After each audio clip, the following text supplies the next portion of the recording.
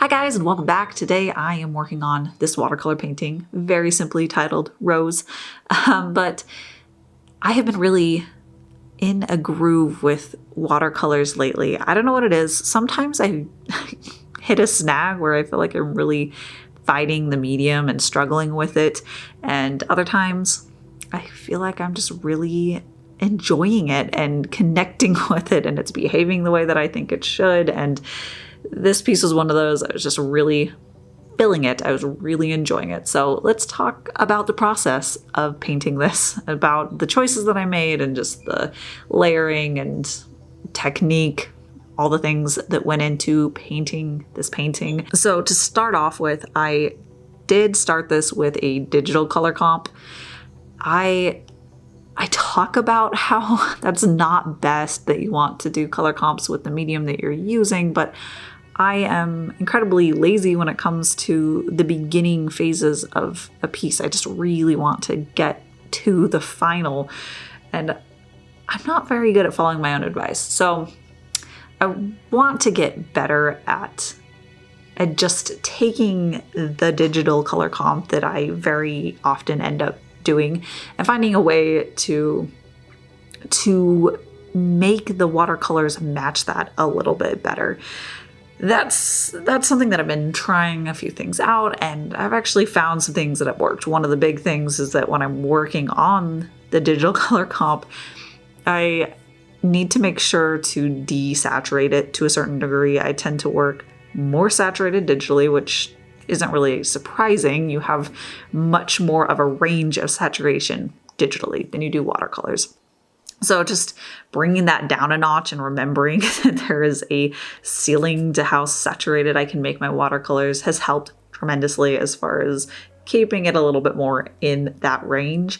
And it does really help me from getting not quite disappointed, but disenfranchised from working from the color comp when I can see that it's matching up a little bit closer, rather than seeing that I really wish that it had a certain saturation or brightness to certain colors. That has really gone a long way. That was, I think, the biggest change that has helped a lot. But working on this piece, I really wanted to make sure that I focused on achieving this like blue cast to the painting. That's what I got in the digital, and it's that kind of nuance is something that I don't always achieve as well with watercolors, or at least I don't do as well when I'm trying to match something that already exists.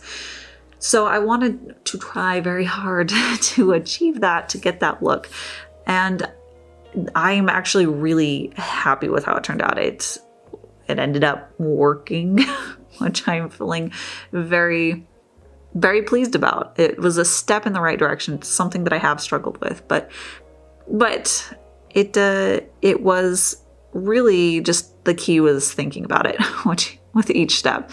When I was mixing her skin, I realized that it needed to lean much more lavender than pink, which is kind of my go-to. So that helped. And just each time that I was addressing a new element, I reminded myself, how can I make sure that this is tuned correctly to the color comp that I'm working off of, but also this cool blue that I'm using as like the base for this painting. And it helped to pick out a specific paint that I had that really encompassed the background color specifically, since that's where most of that blue was focused. And I used that paint as kind of the cornerstone for a lot of the mixtures that I made in this painting, so that they could all tie together and hopefully, and it did, match the color comp as I was working on it. Oh, but a quick little announcement. This painting is available at my shop. I have her as both the original, but also as a print, and that print is available in an 8x10 and an 11x14. So we have a medium and a large size, which is awesome. I really, really love how this one turned out. There's that link down in the description that will take you over to my shop so you can get any of those options. I am just really pleased to release her to the world. But anyways, more about the painting, more about the process. Another thing that I tried to focus on in this piece was desaturating the shadows. This is far more natural than I usually approach shadows, and I want to get more natural with the way that it looks. Usually I end up staying at like the same level of saturation as the highlights and the mid-tone of the skin, and I don't love that effect. Sometimes it can work really well depending on what I'm trying to paint. If I want it to be really luminous, it can be the right look, but very often it's not really quite what I'm looking for. It's just, that's my muscle memory. That's what I just naturally am inclined to do.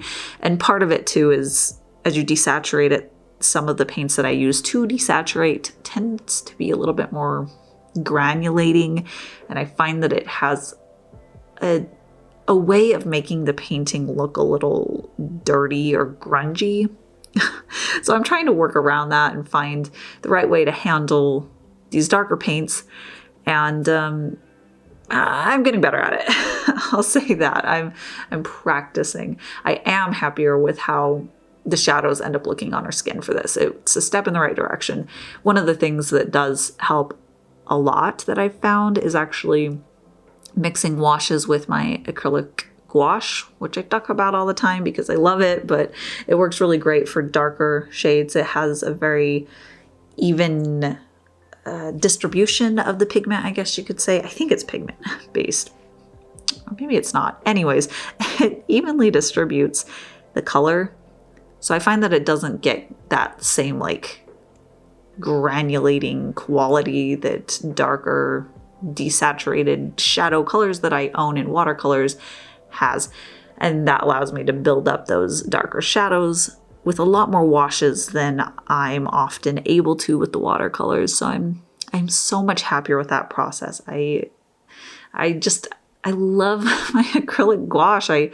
I've been drawing from it so frequently throughout the process, which isn't something that when I first stocked up on building up more of my supply of acrylic gouache, I didn't actually anticipate using them as heavily as I do. I thought that it would be really just kept over to the line work, and it works beautifully for that, but it also works really wonderfully for all these other purposes. So I'm very pleased. I'm really just enjoying painting lately. It's flowing better than it usually does.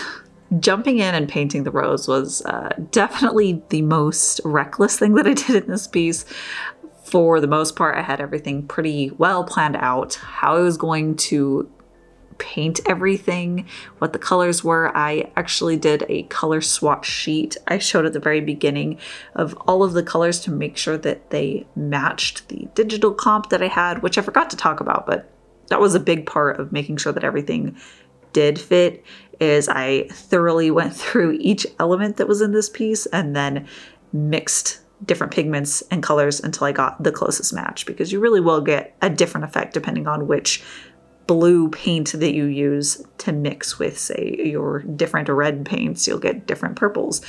And anyways, so yes, I went through and I had picked exactly how I was going to paint each element, but this rose, I went a little off the path that I had planned. So I had just like one solid color of kind of a magenta, I guess you could say, for my color comp, and then I picked out the colors to mix to get that color, and it just didn't quite feel right. Like I wanted to, I don't know, try something different. I wish that I had tested it out first, not because I'm unhappy with how it turned out. I'm actually really happy with it turned out, but it was a little scary to just dive in and do so many layers of different colors. That usually ends up going really wrong for me when I've tried that in the past. But it worked out. It ended up having a very rich, luminous look to it. This rose, how I did lots of different layers, which I love that. So that's a technique that I would really like to embrace more the more that I paint, is finding areas that could really benefit from a very complex looking color and texture, technique, luminosity, and I can go down that path a little bit more. So yeah, this was layers and layers of different wet on wet washes, so that when we get to the end, it still feels like a red, but it kind of feels like this really deep blood red magenta color. I'm really happy with how this rose turned out. I'm really, really pleased, which probably means that I need to do like another test study of it so that I can remember how I went about doing it, because if I don't, I'm definitely never going to remember. I won't be able to replicate that ever again if I don't do it fairly soon to lock that in. What kind of process and what was I thinking about when I was building it up? I don't know. I do think that it unlocked a different way of approaching watercolors than I usually do, which I thought was kind of interesting. It's a little bit more where I mix very different colors in wet on wet washes, and then I layered different colors. I tend to be very one color, one area. I don't know. I really enjoyed that. I enjoyed the painting. I enjoyed how it ended up looking.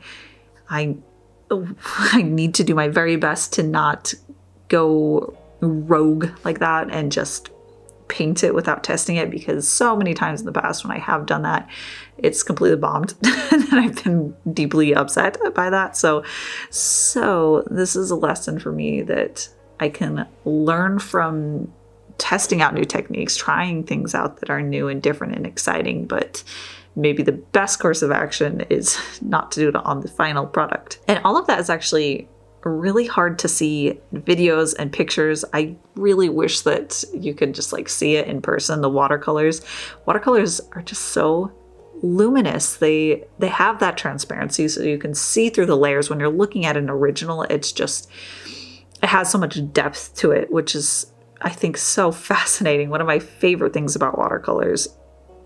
And it always, it just naturally flattens when you take a picture of it. You just can't replicate that. But if you're doing that technique yourself, if you're creating lots of glazing within your watercolors, you'll be able to see that too in your own work, and that's really rewarding and exciting. I love seeing that. Putting a wash over the whole rose that was more of a warm red, which was actually really very counter to how I would normally approach a painting. I tend to be someone who, if I have a red in a painting, I want them all to be the same red, the same paint, so that it all just looks very harmonious. But I've been feeling really bored with that lately. And I was looking at this piece and it just felt really two notes. It had the blue and this quinacridone rose. So I actually went in and made that rose more warm, and I loved it. It gave it the pop that it needed so that it separated out from the cooler red in her skin. And I also put that red in her eyes so that it did still have a tie-in elsewhere in the painting, but it felt a lot more varied, even though it's a very slight change. It just feels less stagnant, less same throughout the piece. And don't forget, the original of Rose is available at my shop, and the print, you can get her as an 8x10 or an 11x14, and that is linked down in the description. So if you'd like to check that out, make sure to go see my shop. There's lots of other art goodies over there as well, like pins and stickers and books, and that is about it for today. So thank you guys so much for watching. Huge thank you to all of my patrons for supporting me over on Patreon. There's a link down in the description that'll take you over there as well. But yeah, I will see you all next time. Thank you so much for watching. I'll see you then.